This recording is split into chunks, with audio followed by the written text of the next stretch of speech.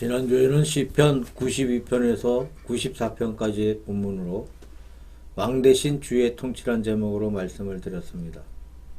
그때 시편 92편에서 99편까지는 신정시에 속한다는 것을 말씀드린 적이 있는데, 신정시라는 것은 하나님의 왕권을 표시하는 것입니다. 하나님께서는 왕으로, 선지자로, 제사장으로 인간과 더불어 관계하시는데, 그 중에 하나님의 왕권을 표시하고 있는 것이 바로 신정시라고 말씀을 드렸습니다. 사사시대나 혹은 통일왕국시대의 사사들과 왕들의 통치라고 하는 것은 자기들 개인의 통치가 아니고 하나님께서 인간들을 통치하시는 하나님의 통치 대리자에 지나지 않는다는 것을 말씀드렸고, 그런 하나님의 대리자로서 가장 충실하게 통치한 사람이 바로 다윗 왕이었습니다. 오늘 역시 신정시에 속하는 시편을 봉독했습니다. 95편, 96편, 97편을 묶어서 왕에게 경배하라는 제목으로 생각해 보려고 합니다. 구약에서 신정시대라고 하는 것은 이상적인 시대였고 가장 평화로운 시대였으며 장차올 왕국의 그림자인 것을 말씀을 드렸어요. 옛날 동양의 이상적인 시대라고 하면 요순시대라고 합니다. 요임금, 순임금 같은 분들이 이상적인 통치자로서 그때의 사람들은 모두 다 즐겁고 편안하게 살았습니다. 요순시대의 정치는 바로 왕도 정치였는데, 왕도 정치의 뜻은 세상에서 소외된 사람들, 가난한 사람들, 어려운 사람들을 찾아서 그들에게 먼저 선정을 베푸는 것이었다고 합니다.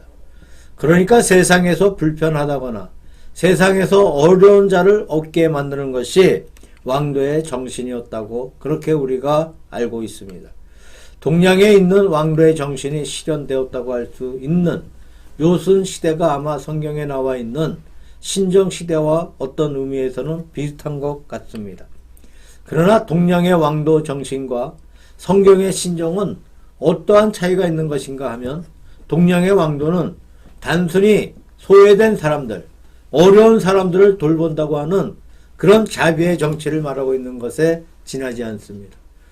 그러나 신정이라고 하는 것은 그 기원이 중요하죠. 물론 신정의 특색도 동양의 왕도와 마찬가지로 어려운 사람들을 없이 하고 또 불의한 피를 흘리지 아니하고 세상의 모든 소외된 사람들을 돌보고 하는 점에서 일치하지만, 그 기원이 어디에 있는 것인가가 중요합니다. 하나님께서 인간계를 통치하신다는 것은 이 거룩한 신앙에 입각하고 있는 것이 바로 신정의 근본입니다. 그리고 그 신정 시대의 대표적인 왕이 다윗 왕이었습니다. 첫째로 시편 95편은 왕에게 경배하라는 제목을 달 수가 있는데, 성경을 보면 시편 95편은 표제가 없어요. 누가 썼다거나 그 안에 내용이 어떤 곡에 맞췄다거나 하는 표제가 전혀 없이 그냥 기록하고 있습니다. 70인역이라고 불리는 주전 200년경에 구약의 히브리 말을 헬라어로 번역한 성경이 있었는데, 거기에 보면 95편의 저자 이름이 다윗으로 나와 있는 것을 볼 수가 있습니다. 그리고 시편 95편은 가장 전형적인 예배시로서 예배 드릴 때 사용된 시편이고, 특히 금요일에 예배를 드릴 때 주로 사용되었다는 기록이 남아 있습니다. 간단하게 내용을 말씀드리자면 1절에서 2절까지는 왕에게 찬송하라는 말씀이 나오고, 3절에서 5절까지는 왕에게 경배하라는 말씀이 나오고, 6절에서 마지막까지는 왕에게 순종하라는 말씀이 나옵니다. 왕에게 찬송하고 그 다음에 왕에게 경배하고 마지막으로 왕에게 순종하라. 이것이 바로 왕이신 하나님을 대하는 우리 신앙의 세 가지 행동이라고 말할 수 있습니다. 우리가 하나님을 찬양합니다. 또 우리가 하나님 앞에 경배를 드리고 있습니다. 그리고 하나님의 거룩한 말씀에 순종하고 있습니다. 그래서 하나님과 우리와의 정상적인 관계가 이 세 가지 방법으로 표현되고 있습니다. 하나님 앞에 찬송과 영광을 돌리고, 또 하나님 앞에 예배를 드림으로 경배하고 하나님의 말씀에 순종합니다. 옛날 다윗왕 시대에는 백성들이 왕을 찬양하고 왕에게 경배하고 왕의 말에 순종을 했어요. 단순히 왕으로 순종한 것이 아니고 하나님의 대지자로서 하나님 앞에 찬송하고 하나님 앞에 경배하고 하나님 앞에 순종하는 그 정신에서 그렇게 왕에게 순종하고 왕에게 찬송했다는 사실을 볼 수가 있습니다. 95편의 내용 가운데서 1절 말씀을 보면 하나님께서 우리의 반석이시다. 우리 구원의 반석이시다. 그러니 찬송을 부르고 즐거이 감사하라는 그런 말씀이 1절과 2절에 나오고 있습니다. 그 다음에 3절에 보면 여호와는 크신 하나님이시다 라는 말씀이 나오는데 대저 여호와는 크신 하나님이시요 모든 신 위에 크신 왕이시로다. 그래서 그 왕에게 경배하고 높이라는 말씀이 나옵니다. 여기에 보면 하나님을 가리켜서 모든 신 위에 크신 왕이로다 라고 말씀하고 있습니다. 얼핏 보면 다른 신들을 시인하고 인정하고 있는 것 같지만 물론 이 말씀의 근본 뜻은 그런 것이 아니었습니다. 우리가 가지고 있는 성경의 신약이 헬라 말로 번역되고 있는데 헬라 말로 하나님을 가리켜서 데우스라고 합니다. 이 데우스란 낱말은 헬라의 문화적인 배경에서 만들어진 낱말입니다. 마치 우리나라 말로 하나님은 한국에서 기독교가 들어오기 전에 옛날부터 존재했던 낱말이었습니다만 한국 사람의 오랜 전통 가운데 조성되어 있는 신관이 작용해서 하나님이란 낱말로 번역이 되었던 것입니다. 이와 같은 모양으로 헬라 말의 데우스란 낱말은 헬라의 오랜 사상, 전통에서 만들어진 개념이었습니다. 그러면 이 데우스란 말은 어떤 개념의 말인가? 헬라는 옛날부터 다신교의 나라입니다. 신들이 참 많습니다. 그들에게는 올림푸스 광장이 있는데 그 뒤에 올림푸스 산이 있습니다. 그 산 정상에 신들이 모여 살고 있는데 그 신들이 인간계를 분할해서 통치한다고 생각했습니다. 예를 들면 비너스는 사랑과 미를 관장하고 있고 하데스는 죽음을 관장하고 있고 여러 신들이 인간계의 각 분야를 맡아서 관장하고 있다고 생각했어요. 마치 나라의 내무장관이 있고 외무장관이 있고 하는 것처럼 나라의 모든 국정을 분담해서 다스리는 것처럼 그들이 인간계의 모든 것을 분할해서 다스리고 있다는 것입니다. 그래서 이 헬라인들은 신들을 많이 만들어 두고 예를 들어 장사하는 사람 같으면 돈의 신 앞에 가서 절을 하면 돈을 잘 벌 수 있다고 생각하고 또 결혼할 사람들은 비너스 여신 앞에 가서 절을 하면 좋은 신부감을 구할 수 있다고 생각해서 자기의 소원에 따라 담당 신 앞에 가서 절을 하는 그런 풍습이 있었습니다. 데우스는 천상에서 인간계를 지배하고 있는 많은 신들의 우두머리 신이 되고 있습니다. 그래서 이 데우스가 자기 밑에 있는 장관들에게 각각 분야를 맡겨서 그들이 인간들을 각 분야에서 지배했다고 하는 그런 오랜 사상에서 조성된 낱말이 데우스란 낱말입니다. 다신교의 나라에서 최고의 신이 바로 데우스라는 그런 개념입니다. 그런데 성경을 번역할 때 그대로 도입되어서 신약 성경 가운데 하나님을 데우스로 번역한 것 같습니다. 그러나 사실은 하나님께서 모든 인간계를 지배하시고 모든 신들 위에 크신 왕이라는 것은 오늘 말씀드린 대로 헬라 신화에 나오는 올림푸스 산 위에 총괄신 위에 또 하나님이 계신다는 그런 말씀입니다. 그래서 하나님께서 인간계의 전부를 통괄하시고 지배하심으로 그 하나님 앞에 경배를 드려야 한다고 말씀하고 있는 것입니다. 여기에서 우리가 한번 경배의 의미를 묵상해 볼 수 있는데 인간계에서 경배한다고 하는 것 다시 말씀드리면 왕에게 경배한다는 사상입니다. 왕은 가장 높은 어른이니까 가장 높은 권력자니까 그 앞에 경배한다는 것은 마땅한 말이 되겠습니다만 그런 경우보다도 오히려 왕이 두려워서 경배하는 경우가 많이 있습니다. 셰익스피어의 유명한 명작 가운데 헨리 5세라는 것이 있는데 프랑스와 영국 사이에 소위 100년 전쟁이라고 해서 오랜 전쟁이 반복된 적이 있었어요. 그때 이 영국의 헨리 5세가 프랑스에 건너와서 전쟁하는 광경을 셰익스피어가 묘사하였습니다. 낮에 격전을 벌이고 밤에 군인들은 다 피곤해서 누워 잠들어 있는데 넓은 들판에 그냥 뒹굴면서 너무나 피곤하니까 깊이 잠들어 있어요. 그런데 왕만은 잠을 자지 못한다는 이야기예요. 내일 또 전쟁을 할 사실을 생각해 보면서 전략을 꾸미고 앉아서 마음이 어지러워서 잘 수 없으니까 잠을 자지 못하고 왔다 갔다 하면서 깊이 잠들어 있는 군인들을 바라보면서 하는 말입니다. 나는 이 나라의 왕인데 내가 더 나은가? 저 군인들이 더 나은가? 군인들 가운데는 사실 정식 군인보다는 돈 주고 사온 용병들이 더 많았습니다. 그들은 돈에 팔려서 목숨을 걸고 싸우고 있으니까 참 불쌍한 사람들에 지나지 않습니다. 이런 용병들은 넓은 들판에서 찬 땅바닥에 뒹굴면서도 깊이 잠을 자고 있는데 자기는 좋은 침실이 있지만 침실에서 잠을 자지 못하고 이렇게 들판에서 밤에 잠을 못 자고 있으니까 내가 더 나은가? 저 군인들이 더 나은가 하는 그런 생각을 하는 것입니다. 왕이 좋다는 게 도대체 무엇이냐? 왕이 좋다는 것은 경배받는다는 것뿐이다. 왕 앞에서는 꼼짝을 못하고 그 앞에 나와서 경배하고 절을 하는데 왕은 절을 받는 것뿐이다. 그 외에는 왕에게 좋은 것이 없다. 그 다음에 셰익스피어의 명언이 나오는데 이 경배, 이것이 인간을 얼마나 속이는 것인가. 이것 때문에 얼마나 많은 사람이 거기에 홀려서 인생을 허비하고 있는가 하는 왕의 탄식이 거기에서 나오고 있습니다. 하여튼 경배받는 것이 어떻게 볼 때는 참 좋게 보이죠. 백관들이 왕 앞에 엎드려 절을 하고 군인들이 그저 왕 앞에 꼼짝을 못하고 절을 하고 참 좋은 것인데 셰익스피어의 눈에는 좋은 것이 아니라 아주 불쌍한 것이죠. 그것 때문에 왕이 쏟고 있다는 얘기예요. 참된 행복을 찾지 못하고 남들은 다 자는데 밤잠도 못 자고 그렇게 걱정해야 할 신세가 무엇이 그렇게 좋은 것인가. 경배에 속아서 얼마나 인생을 허비하고 얼마나 불행한 생활을 보내고 있느냐는 그런 이야기입니다.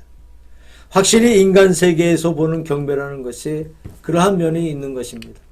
진심으로 상대를 존경하고 높여서 경배한다는 것도 없는 것은 아니겠지만 그것보다도 대부분 그게 아니에요.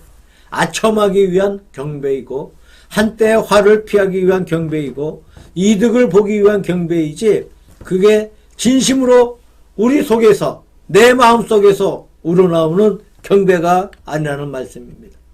그런 경배의 개념 속에 살고 있어요. 이것이 우리 현실에서의 비극이라고 할 수 있는 것이죠. 우리가 장차 주님 앞에 나아갈 때는 진정한 경배가 나온다는 겁니다. 진정한 경배는 참으로 사랑의 경배고 존경의 경배요, 기쁨의 경배요, 감사의 경배입니다. 하나님 앞에 우리가 진정한 경배를 드리자는 말씀입니다. 그런 인간적인 속임의 경배가 아니고 진지한 경배를 주님 앞에 바치자는 것이 시편 95편에 나오는 대체적인 줄거리라고 믿습니다. 두 번째로 시편 96편의 말씀 가운데는 만인의 왕 대신 만민의 왕이 되신 여호와를 기뻐하라는 말씀이, 여기는 여호와를 경배하라는 것보다 기뻐하라는 말씀이 오히려 강조되고 있는데 왜 하나님 앞에 경배해야 합니까? 95편에 경배해야 한다고 했는데 왜 경배해야 합니까? 그 하나님께서 만민의 왕이 되신다. 그러니까 우리는 하나님 앞에 기뻐해야 하고 경배를 드려야 한다라는 그런 말씀이 기록되어 있습니다.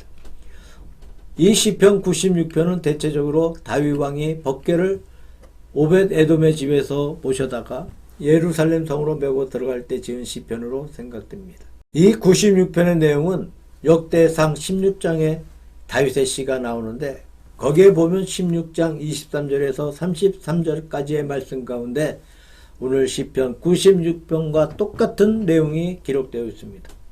그것으로 봐서 이 시편 96편은 다윗 왕이 쓴 것이라고 할 수가 있습니다. 여기에 나오는 내용이 역대상 16장 23절 이하에 나오는 말과 같으니까 이것이 다윗의 시편인 것이 의심할 여지가 없습니다만은 96편도 95편처럼 표제가 없습니다. 다윗의 시편인지 누구의 시편인지 모르게 되어 있습니다만 역시 다윗의 시편으로 믿어지고 있어요. 이렇게 시편 가운데는 다윗이 저자라고 나와 있는 것이 있지만 나와 있지 않는 것 중에도 많은 노래가 다윗의 시편이라고 짐작해 볼 수 있습니다. 시편 96편은 1절에서 6절까지 하나님을 찬송하라는 말씀이 기록되어 있고 7절에서 9절까지는 하나님을 경배하라는 말씀이 나오고 10절에서 13절까지는 만물과 만민들이 다 같이 하나님 앞에 경배하라는 그러한 말씀이 기록되어 있습니다. 여기에서 재미있는 것은 96편 5절 말씀에 만방의 모든 신은 헛것이요 여호와께서는 하늘을 지으셨음이로다 라는 말씀이 기록되어 있습니다. 95편 가운데 보면 하나님은 모든 신 위에 크신 왕이시로다 라고 하여서 얼핏 보기에는 다른 신들의 존재를 인정하고 하나님은 그 위에 신이라 그렇게 해석하기 쉽습니다만 96편에 보니까 땅 위의 모든 신들, 세계 만방의 모든 신은 헛것이다. 참신이 아니다. 라는 말씀이 기록되어 있습니다. 오직 여호와는 하늘을 창조하신 참신이다. 라고 하면서 참신의 개념이 기록되어 있습니다. 어떻게 하나님이 참 신인 것을 알 수 있느냐? 앞에서 말씀드린 것처럼 이 헬라의 신과는 다신교라고 말씀을 드렸어요. 옛날에 헬라 신화를 읽어보면 아버지 신이 있고 아들 신이 있고 며느리 신이 있고 딸 신이 있고 사위 신이 있고 하는 식으로 인간의 가족관계와 같은 그런 신들이 많이 나옵니다. 그 다음에 아무개 신은 누구의 아들이고 누구의 딸이고 하는 그런 말들이 나오고 마지막에는 화살을 맞든지 해서 죽어버린다는 그런 이야기도 나옵니다. 그런 내용을 보면 누구에게 아버지가 있고 어머니가 있고 누구에게서 낳았다는 것은 참 신이 아니라는 거죠. 또 죽는다 하면 그것도 신이 아닙니다. 하나님은 무시무종이에요. 처음도 없고 끝이 없어. 젊음도 없고 늙음도 없습니다. 그것이 하나님의 개념이에요.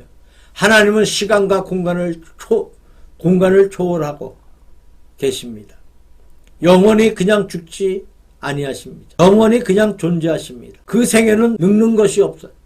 죽는 것도 없고 나는 것도 없고 그것이 바로 신의 개념입니다.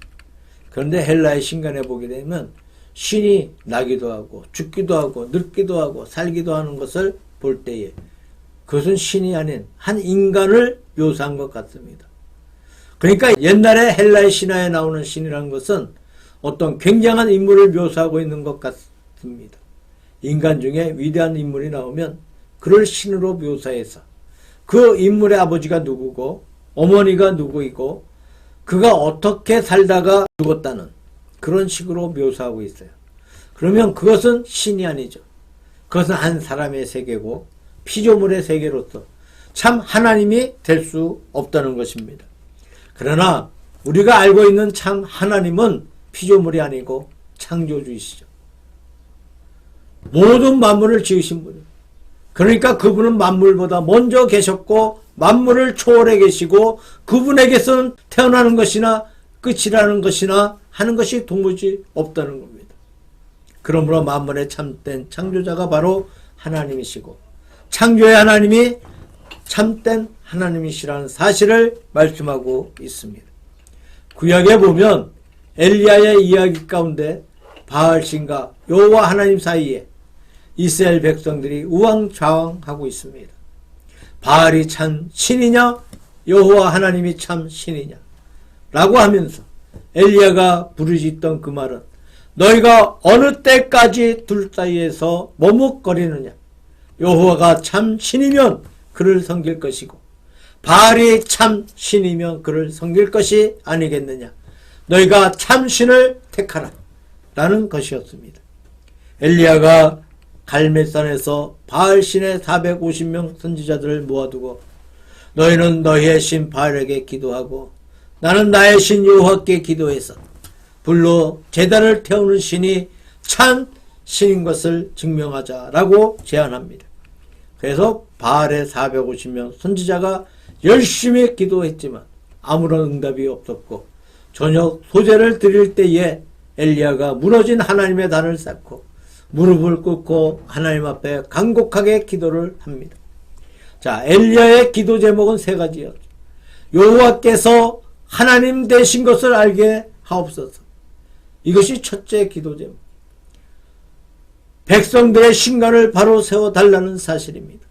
두 번째는 내가 주님의 종인 것을 알게 하옵소서예요. 또 엘리야가 하나님의 종이란 사실을 입증하는 것입니다. 셋째는 여호와께서 이 백성의 마음을 돌이키게 하신 것을 오늘날 알게 하옵소서입니다. 이렇게 간곡하게 기도할 때 불이 내려와서 그 재물을 다 태워버렸다는 기사가 나옵니다. 그때 모든 백성이 다 그 앞에 꿇어 엎드려 여호와 그는 참 하나님이시다 라고 신앙을 고백하며 하나님께 돌아왔다는 기사가 기록되어 있습니다. 엘리야라는 이름의 뜻이 바로 여호와는 하나님이시다 입니다. 엘은 하나님이고 야는 야훼 즉 여호와이니까 여호와가 바로 하나님이시다란 말이 됩니다. 그러니까 엘리야의 이름 그대로 야훼가 하나님이시다라는 사실을 입증했다는 기사가 나오고 있습니다. 우리가 세상에서 살아갈 때 참이 있으면 반드시 거짓이 있습니다. 빛이 있으면 그늘이 있습니다. 낮이 있으면 밤이 있습니다. 이것이 아마 우리 인간계의 현실이 아닌가 생각해 봅니다. 참으로 우리 사회를 볼 때에 얼마나 거짓이 많이 있는지 몰라요. 상품에도 거짓이 있고 말에도 거짓이 있고 그저 모든 것에 거짓말이 있습니다. 그러나 참으로 무서운 것은 진리에도 거짓이 있다는 것이에요. 물론 거짓을 진리라고 할 수 없지만 진리를 표방해서 진리라는 이름으로 얼마나 거짓이 많은지 모르겠습니다. 진리란 것이 혹은 우로 치우쳐서 거짓이 되고 혹은 좌로 치우쳐서 거짓이 되기도 합니다. 이런 거짓이 너무나 많은 그런 세상입니다. 그래서 마지막에 가면 하나님까지 거짓 하나님이 나옵니다. 이것이 바로 우상이에요. 이것이 바로 거짓된 신의 내용입니다. 참 하나님은 우주 만물을 통괄하시고 참 하나님은 변형의 세계가 없고 언제나 영원 자존자의 세계 바로 그 세계입니다. 예를 들면 우리가 태양을 바라볼 때 여름 열기와 겨울 열기가 다르지 않습니까? 여름은 해가 길고 겨울은 해가 짧습니다. 어떤 때는 특별히 햇볕이 뜨거울 때가 있고 또 어떤 때는 뜨겁지 않을 때도 있습니다. 그러면 태양이 변하고 있는 것입니까? 태양은 변하는 것은 아닙니다. 태양은 언제나 그 모습 그대로입니다. 또 우리가 알기에는 태양계 안에 태양은 움직이지도 않습니다. 그저 그냥 가만히 있어. 그럼 변하는 것이 무엇입니까? 변하는 것은 태양이 아니고 내가 변하고 있다는 겁니다. 즉 지구의 세계가 변하고 있습니다. 지구가 옆으로 비껴서 태양열을 옆으로 받을 때 태양열이 약해지는 것이고 정면에서 받을 때 태양열이 뜨거워지는 것이고 태양열을 오래 받으니까 낮이 긴 것이고 또 우리 태양과 지구 사이에 구름이 끼어버리면 태양이 빛을 잃어버리고 마는 것이고 또 지구가 반바퀴 돌아서 태양과 등져버리면 밤이 됩니다. 변하는 것은 태양이 아니고 지구라는 거예요. 내게 있지 저쪽에 있는 것이 아닙니다. 그러면 하나님이 창조하신 태양 그것도 그렇게 변하지 않고 영원히 같은 위치에 있습니다. 물론 은행의 전체를 놓고 보면 태양이 가만히 있다고 볼 수는 없지만 태양계에서 볼 때 태양은 가만히 있어. 영원히 같은 빛을 가지고 영원히 같은 열을 가지고 영원히 같은 역할을 하고 있다는 겁니다. 그것은 조금도 변함이 없습니다. 변하는 것은 내가 변하는 것이지 저쪽 편이 변하는 것이 아닙니다. 우리가 하나님을 찬양할 때 어떤 때는 참 기분 좋게 하나님을 찬양합니다. 하나님께 감사하다고 합니다. 그러나 또 어떤 때는 원망스러운 마음을 가지기도 합니다. 어떤 때는 성경을 바라볼 때 다 믿어집니다. 어떤 때는 왠지 저것은 왜 저렇고 이것은 왜 이렇고 그런 것인지 마음에 의심이 갈 때가 있어요. 어떤 때는 하나님의 하시는 것이 너무나 좋고 너무나 감사합니다. 만사가 좋습니다. 만사가 감사합니다. 그런데 어떤 때는 하나님께서 왜 이렇게 하셨을까? 왜 이렇게 하셔야만 했을까? 하나님의 섭리에 의문이 가는 때도 있습니다. 그러면 하나님이 변했다는 말입니까? 그것이 아닙니다. 변한 것은 내 편이라는 거예요. 인간 편입니다. 사람은 참 간사한 존재입니다. 꼭 같은 사건인데도 어떤 때는 잘 되었다고 좋아하고 어떤 때는 잘못되었다고 실망하고 그렇게 합니다. 그러나 변한 것은 내 편이지 저 편의 사정이 변한 것은 아니라는 겁니다.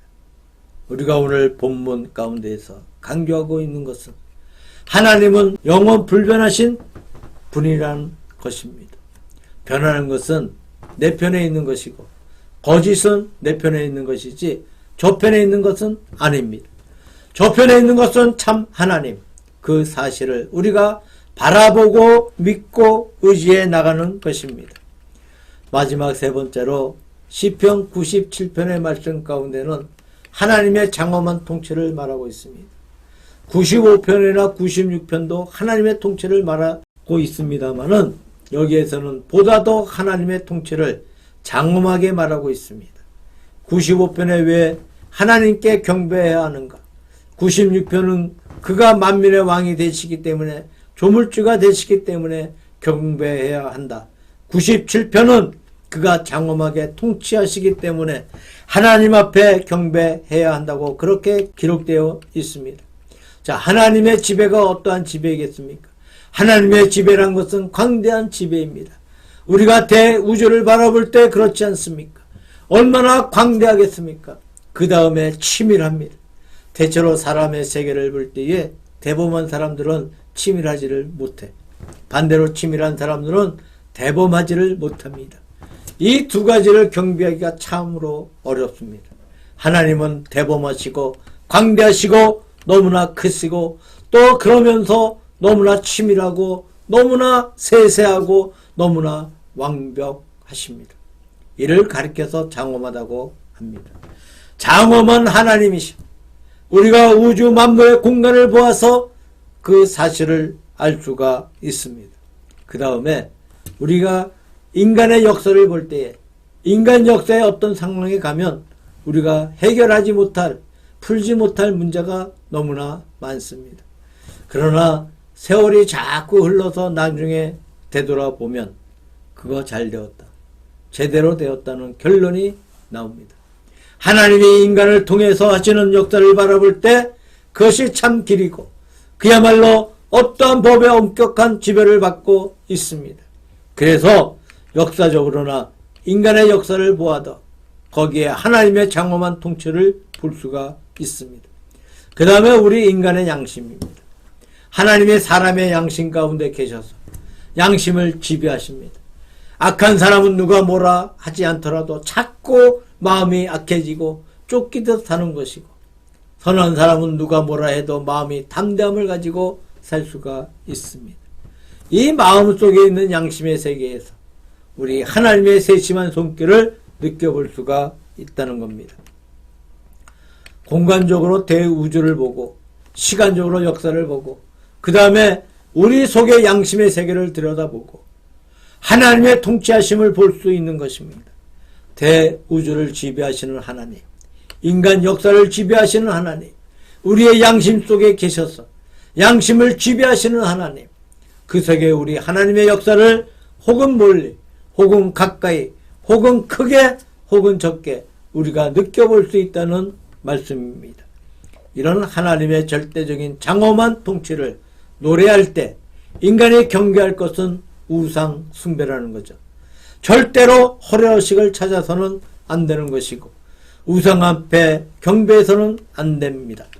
우상 숭배를 단호하게 거절하고 단호하게 경계하는 것이 구약 성경 전체의 흐름이고 시편의 강력한 주장인 것입니다. 누가복음 10장에 보게 되면 예수님께서 베다니 동네에 마르다와 마리아를 만나는 사건이 있습니다. 그때 마르다는 열심히 음식을 만드는데 아주 분주했죠. 이것도 만들고 저것도 만들고 바쁜데 그 동생 마리아는 예수님의 발 아래 앉아서 예수님의 말씀만 경청하고 있어요. 자기 언니를 도와서 음식을 만들지도 아니하고 혼자서 예수님의 말씀만 경청하고 있었다는 이야기입니다. 참다 못한 마르다가 예수님께 항의합니다. 내 동생을 시켜서 나 좀 도와주게 해주십시오. 그때 예수님께서 하신 말씀이 한 가지를 하든 몇 가지를 하든 좋으니라. 그 다음에 하시는 말씀이 이렇게 말씀하고 있어요. 마리아는 이 좋은 편을 택하였으니 빼앗기지 아니하리라. 여기에 예수님께서 마리아에게 좋은 편을 택하였다고 말씀하고 있어요. 자, 그게 무슨 말씀입니까? 첫째, 마르다와 마리아는 같이 예수님 앞에 있어요. 마리아는 예수님의 바로 발 앞에 있고 마르다는 예수님의 옆에 왔다 갔다 하고 있고 둘 다 예수님을 모시고 그 집에 같이 있는 순간입니다. 그런데 예수 그리스도의 능력과 은혜가 마르다에게는 덜 다가가 있고 마리아의 가슴에는 더 많이 다가가 있다는 겁니다. 마르다는 예수님을 생각하고 예수님을 사랑했어요. 그러기에 음식을 만들고 있는 것입니다. 그런데 그의 마음속에 음식 만드는 생각을 하느라 마음이 흩어져 있어. 또 자기 동생이 자기를 돕지 않아서 그것 때문에 또 속이 상합니다. 그런 동생을 그렇게 보고 있는 예수님이 원망스럽기도 합니다. 자, 그 마음이 엇갈려 있어요. 마음이 분산되어 있습니다. 마리아는 오직 하나뿐. 예수님의 말씀에 집중하고 있다는 거예요. 시간도 잊어버렸어. 음식도 잊어버렸어. 물론 마리아인들 음식을 대접하고 싶은 마음이 없는 것은 결코 아니라는 거죠. 그러나 시간도 잊어버리고 언니가 음식 만드는 것도 잊어버리고 다 잊어버렸어. 그리고 예수님의 말씀에 전심을 다해서 귀를 기울이고 그 말씀에 심취해 있습니다. 마리아의 좋은 면이 무엇이냐? 바로 이것이 아닌가 생각해 봅니다. 사람의 능력은 제 생각에 거의 비등비등해요. 그렇게 큰 차이가 있다고 믿지 않습니다. 어떤 분은 능력이 많고 어떤 사람은 능력이 적다. 그렇지 않다고 생각합니다. 물론 사람 가운데는 전능화가 있기도 합니다만 대부분 비등비등해요. 그러나 그 차이점이 무엇인가? 어떤 일을 할 때 그 일을 잘하는 분은 그 일에 정신을 집중시키는 분이에요. 예를 들면 공부를 잘하는 학생들은 그 공부 하나에 정신을 집중시켜서 또 밥 먹는 것도 잊어버리고 다 잊어버리고 거기에 몰두해 있으니까 공부를 잘할 수가 있습니다. 그러나 공부하면서 이것도 생각하고 저것도 생각하고 머릿속이 산만해져서 머리가 복잡하면 공부가 될 리가 없습니다. 공부를 못하는 것은 머리가 나빠서 못하는 것이 아니고 집중력이 부족해서 못하는 것이죠. 우리의 신앙도 그렇습니다. 이것을 달리 말씀을 드린다면 마르다는 마리아보다도 예수 그리스도의 통치력을 덜 받은 것이죠. 그래서 어떤 분은 누가복음 10장에 제목을 붙이기를 예수 그리스도의 평화로운 통치라 그렇게 이름을 붙였습니다. 마리아가 그리스도의 통치를 더 많이 받았다는 것이죠. 마르다는 그리스도의 통치를 덜 받았다는 이야기입니다. 이 우주에 하나님의 은혜가 가득 차 있습니다. 자연에 가득 차 있다. 역사에 가득 차 있고 우리 양심 속에도 차 있고 하나님의 말씀에 차 있고 교회에 차 있고 찬양이 차 있고 기도가 차 있습니다. 그런데 우리가 이 하나님의 통치를 잘 받을 수도 있고 잘 받지 못할 수도 있습니다. 예수 그리스도의 거룩한 왕 대신 통치 앞에서 우리가 순종해야 합니다. 그 왕의 통치를 받아야 합니다. 그것을 받을 때 거기에 은혜가 있고 거기에 찬양이 있고 거기에 진정한 경배도 나올 수가 있습니다. 자, 하나님의 큰 통치를 발견하시는 분들이 되시기를 바랍니다. 그 통치력에 우리 자신을 맡기시기를 바랍니다. 그 하나님의 큰 통치에 우리가 감사하고 찬미하고 경배하기를 바랍니다. 그때 우리에게 진정한 기쁨이 있고 만족이 있고 은혜가 넘칩니다. 또 우리의 모든 것이 주의 은총 가운데 형통할 줄로 믿습니다.